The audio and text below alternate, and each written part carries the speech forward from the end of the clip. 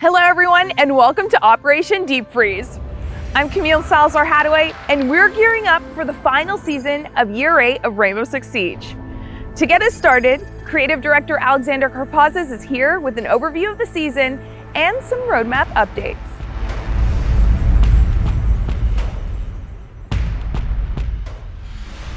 Hello everyone and welcome to Operation Deep Freeze. The entire Siege team is really proud of the work that we're about to show you today. Before that, we have some updates on the roadmap that we want to communicate to you. One of the big changes is the shield rework that we talked about earlier in the year. We want to give it a bit more time before we can finally put on the polish that it deserves, which means that we'll be pushing it into Year 9 Season 1.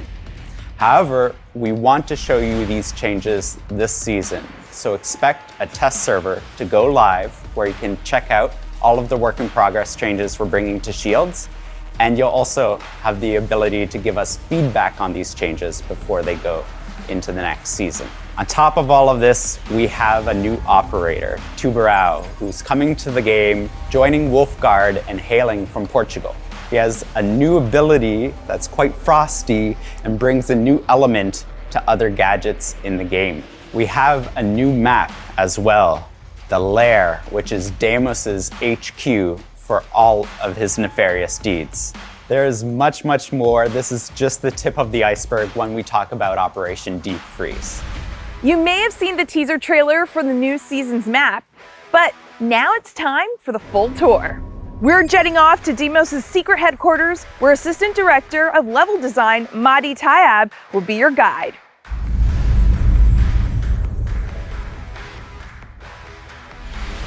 So Lair is coming to Season 4. Lair is a huge military facility inside of a giant cave, and it helped us design different type of gameplay. For example, one of the spawn point, the shooting range, leads directly to the top floor since its elevation is at the same point. So this is one of the cool features of the map. Since it's a cave, you can imagine there's lots of different tunnels, there's lots of access, and these spawns are also very safe. So if we look floor by floor, and let's start with the basement, you can imagine it's very damp, dirty. They work with dangerous chemicals. On this floor, we have one objective, lab and lab support. What's interesting is that the lab is right at the center of the layout, so most paths will inevitably rejoin into the objective. So from round to round, you can use different type of strategies and you'll always find something new. The first floor, in contrast with the basement, is a lot cleaner, it's a lot brighter. On this floor, we have two objectives. One of the objective is the bunk and briefing room. Interesting thing is that players on defense will have to watch out for the reachable external wall, but we made sure to give enough covers on both ends to make sure that the defenders have enough flanking path. If we go on the other side of the floor, we have armory and weapon maintenance, and from there, players on attack can use the shooting range to get into the objective.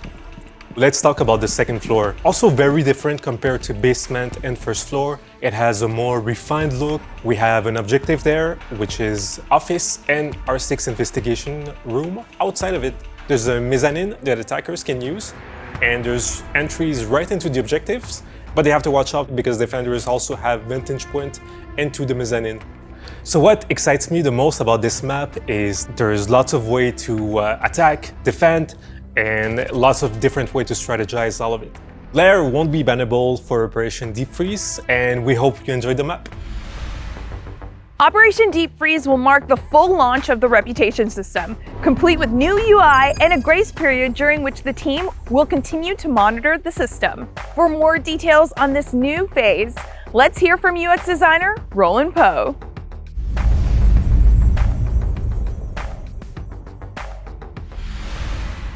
With the launch of the commendation system last season, we've been really happy to see how everyone's been using it.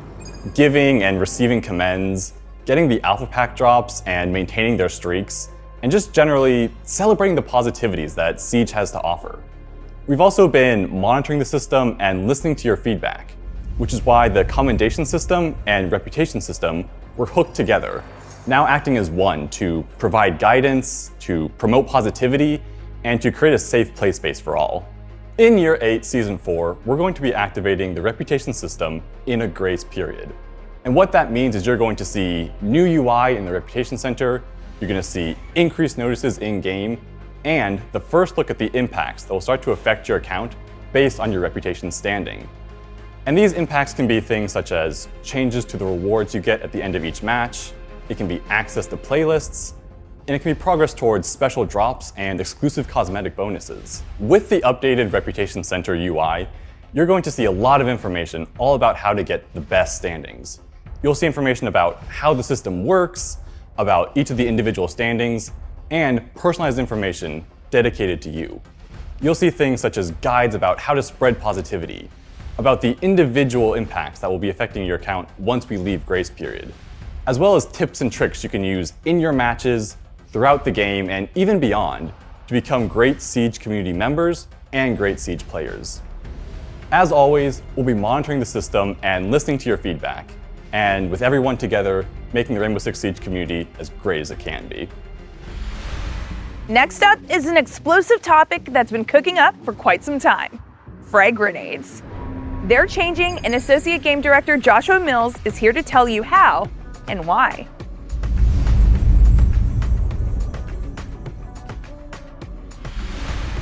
So the current state of frag grenades in Siege is that they're incredibly powerful. Basically, they are killing machines. You don't have time to react to them if they're cooked properly, and they can take out a decent amount of utility, and by decent, I mean all utility, depending on how they're being tossed, and they can take down soft destruction. What are we doing with the frags? We're removing the ability to cook the grenades. They're still as powerful as before as far as like the damage they can do and their killing potential, but it's more reactive for the defenders. So basically a grenade comes in, you have to make a decision. Do you move into more precarious position? But again, we are removing the ability to cook them. When you deploy them, they'll have a 4-second fuse timer on them. And then after bouncing off a surface, that fuse timer actually drops a little bit. This is very similar to how the flash grenades work currently. The biggest benefit to the change that we're trying to do with the frags is to allow operator diverse loadouts, which is, it's not the must pick. It is pick based on scenario and based on situation you're in. You can't just have the one pick option that is the option, because there's no point for anything else to exist if that's the case. We want that and distributing. We want more operators to have them and have access to them and be able to play around with coming up with new ways to build out their loadouts. This season, the Rainbow Six Siege team is looking for players to participate in the Siege Marketplace Beta. To tell us more about what that is and how to register for it, here's Business Strategy Director Mohammed Ben Hanada.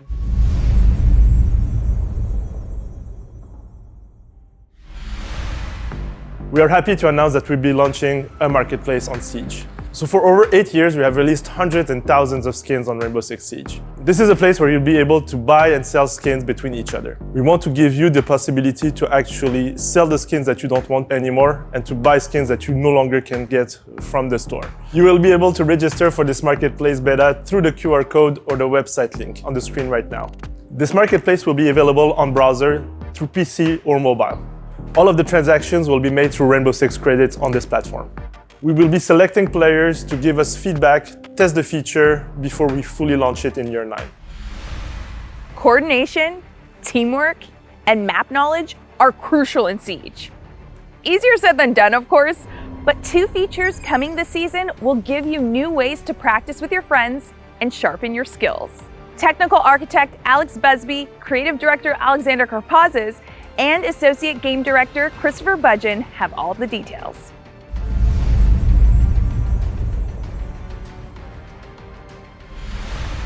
With Year 8 Season 4, we're introducing the Versus AI playlist. The first iteration of this playlist will allow our players to compete against Defender AI operators in Clubhouse in our bomb game mode. And these AI are a bit different from what our players are used to.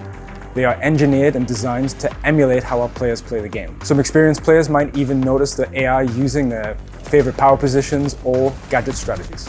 At launch, the Versus AI playlist will have 2 difficulty levels. The first aimed at onboarding new players, so a bit more of a forgiving environment to help people learn and enjoy the mechanics of Siege, while the second is there to provide a more challenging environment for our elite players to warm up with. You will join a game, you will matchmake, you will have friends in your squad. The AI will be setting up the bomb site, they'll be putting gadgets in the same place as players do, and they will be defending it as fiercely as players do. In the coming seasons, we plan to release new operators available for the AI to choose from, new maps, and players will be able to play as the defending team against attacker AI. MapRun is a new learning tool we're bringing for players, which allows them to specifically learn maps. It will be focused on guiding players on how to navigate and how to learn callouts and how to communicate with your squad. With MapRun, we have two learning modes, the target drill and the landmark drill. Within the landmark drill, players will be given an image as well as some different information about that specific location. Once they find that landmark, they'll be able to interact with it and they'll be given a new one. In target drill, there'll be pre-placed dummies and commonly found enemy positions on the map. That way, you can get in with your squad and start to think about where do we clear the map? Where are enemies commonly found? Where do they like to hide? In the target drill, you can turn aggression on or off. So now the dummies will shoot back and you'll have to get into a good position while you clear the room.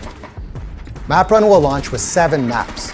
This will include our new layer map as well as the revamped consulate map. Try learning layer through MapRun. This is the beginning of MapRun, and we really want to hear from you. What training tools do you want from an experienced player? What training tools do you want to bring your new friends into the game? All of this information will be great for us as we continue to build and evolve MapRun for the years to come. So you just saw a lot of exciting stuff when it comes to the AI playlist and all of the onboarding features that we're introducing this year. This does come to a difficult conversation when it comes to situations and training grounds in the game. We'll be removing situations and training grounds, or as some others call it, T-Hunt, from the game. This is a very difficult decision for some very good reasons. We're introducing a lot of tools today that teach the player the game and allow them to warm up, and it brings them closer to that true experience of our ranked game mode. Every single time that we change an operator, update a map, or change the balancing that affected T-Hunt, it meant that we diverted resources away from us making better and improved features in the game itself. But we are committed to the features of AI Playlist, the map run feature, which you just saw, and finally, we'll be bringing even more updates to the shooting range so that new players and experienced veterans will have what they need to experience Siege to the fullest. Quick question. Do you play Siege with a controller? Then I've got 3 words for you. Full controller remapping. And that's not all. Associate producer Jane Gonkar from our Kyiv studio is here to share the good news.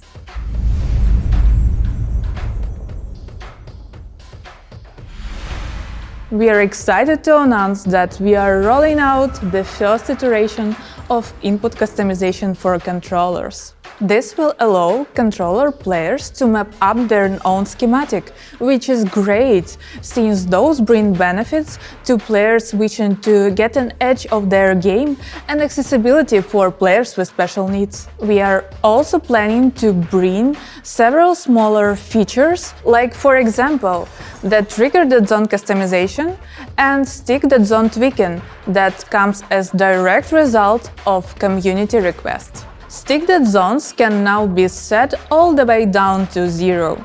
Just bear in mind that some devices might have drift issues depending on their make and condition.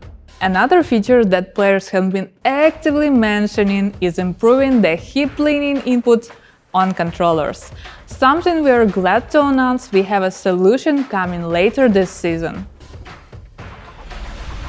When you take a look at the Operation Deep Freeze Battle Pass rewards this season, you'll notice a few helpful changes. Business Strategy Director Mohammed Benhanada is back to give us the scoop.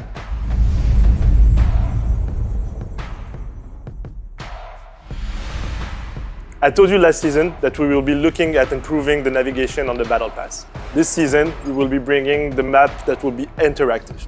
It's an easier way for you to actually see the overall Battle Pass and navigate through it. Can't wait to have your feedbacks on this, and it's only a first step to improve the navigation in the Battle Pass. So again, stay tuned for even more.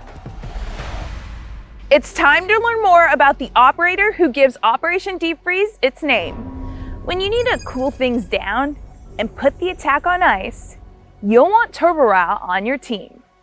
Art director Joanna Choi is here for insights on the design of this operator, and then we'll go to director of gameplay design Jeremy Carval and game designer Dominic Clement for details on Turbo's chilling gadget.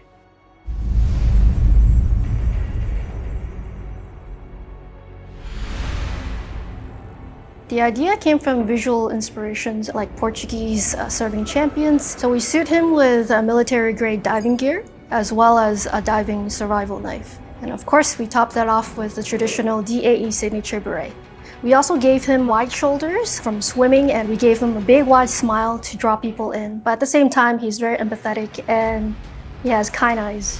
So for Tuberao, we created this modern cryogenic canister, which contains liquid nitrogen and liquid oxygen that are separated for security reasons. And when the canister is ready to get thrown, the two liquids are blended, creating this mixture that has strong cooling capacities. The canister has a glass that will break on impact, releasing this compound that will spread around and that will affect all the surfaces and all the objects that it gets in contact with. Diving deeper into Tubero's ability, Tubero brings the Zoto canister. These things are throwable that will detonate on impact. And when they detonate, they will release a super cool compound that will freeze pretty much everything in its path. As an attacker, when you step into this effect, you're gonna notice it. You're gonna be slowed down. You'll also be leaving frozen footsteps. So these footsteps are visible on the surface you're walking on, but be careful because they're also visible on the surface below. The effect is not everlasting, it's only a few seconds. If you have any of your gadgets that are in the area of effect of the Zoto canister, they will be disabled or they will be paused. We realized that, well, with really cool temperature, your electronics go down. If you have enough ice, you can also affect mechanical gadgets, like mechanical joints and stuff like that. So that was kind of like the eureka moment where we was like, it can also be affecting mechanical gadgets. So when you're facing a termite and you see the charge start to fuse, you have this moment of reaction where you can deploy your Zoto canister on the wall. You're going to be stopping the termite and its track. And now you're giving your team breathing room and some time to kind of think, okay, what's going to happen? What are we going to do with this? Because it's not going to destroy the termite charge. It's just going to freeze it and stop it for a second. The wall is still going to blow up at the end of the effect. Tubero's role is one of a flex operator. This operator can both play as a roamer and as an anchor. As an anchor, Tubero's role is really to kind of slow down a push so that the defender can really react to whatever the attacker are throwing at them. But as a roamer, you can do similar things, but do it at a further distance and be kind of safe from fuse or something like that, and be able to switch between your roaming role where you disrupt the attack a bit further from the objective and be quickly running back to site and slow down whatever is happening on the objective. With the introduction of RAM, vertical play has been playing quite a big role. So with this gadget, you can use it to deploy it on the ceiling and disrupt these attackers that are above you. You can also use it to slow down the attackers, freeze them, disrupt them, or also freeze other breaching charge that they may be placing on the ceiling. Frozen device. Of synergy, I would say, is the gadget denial. So you have Bandit, Kaid, and Mute. Tubero will be joining their rank and denying the wall for the attackers. You can pair this operator with, let's say, Bandit, and give Bandit more time to replace his battery and Bandit trick while the attackers are trying to breach. The second group, I would say, is the intel group. You have Pulse and Solace. They provide a lot of information and a lot of intel for Tubero so he can deploy his gadget and hopefully catch the attackers that are playing upstairs or in the room next to you. The final group is, I would call, the trap operator. So you can think of Ella, Fenrir, or the other trap operators. These gadgets can be paired with the Zoto canister to really create some really disruptive and effective traps for the attackers. Looking at the counters, the first one is Maverick. Because yes, despite having a fiery gadget, he's the only hard breacher who will still be able to go through a reinforcement wall that is affected by this gadget. You can also bring an operator like Zofia, because Zofia's explosive charge will not be affected by the Zoto canister. So you can use it to destroy the canister and get rid of the effect. You can also bring frag grenades, which will also not be affected by the Zoto canister. Finally, we also have operators like Twitch and Zero. Their gadget, equipped with their laser, will be able to zap the canister and get rid of the effect. If you just want to wait and be patient, you can just wait for the effect to run out. But if you're not patient and you want to get rid of it as quickly as possible, you can shoot it, you can melee it, you can use your sledge and sledge it.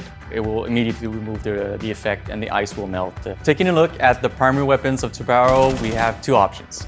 First one is the MPX, which is a classic weapon, one that you can see on Valkyrie. It's a wonderful weapon for a flex operator. Your second option is the AR-15. Yes, a DMR on defense. This DMR creates a lot of distractions, and also the weapon is pretty loud, pretty powerful, so they'll be scared. In terms of secondary weapon, you have one option, the P226 MK25. It's a reliable secondary weapon. So we wanted Tubarão to be able to really fulfill his role as a flex operator. So we gave him a balance of 2-2, 2 health, 2 speed. In terms of secondary gadgets, you have two options. The first option is the Nitro Cell, which is really useful when you play this operator in a vertical way. You can try to catch the attacker upstairs if you're able to catch them with your gadget, but be careful, don't throw your Nitro Cell and your own gadgets because they will be disabled. So try to play smart and try to anticipate where the players are gonna go if you do catch them. Your second option is the Proximity Alarm. This one is great to bring if you're more aiming towards using it as an horizontal gameplay. It allows you to put it in the doorway and have an early warning so you can deploy your Zoto canister in this doorway and make the attacker think twice before swinging on you.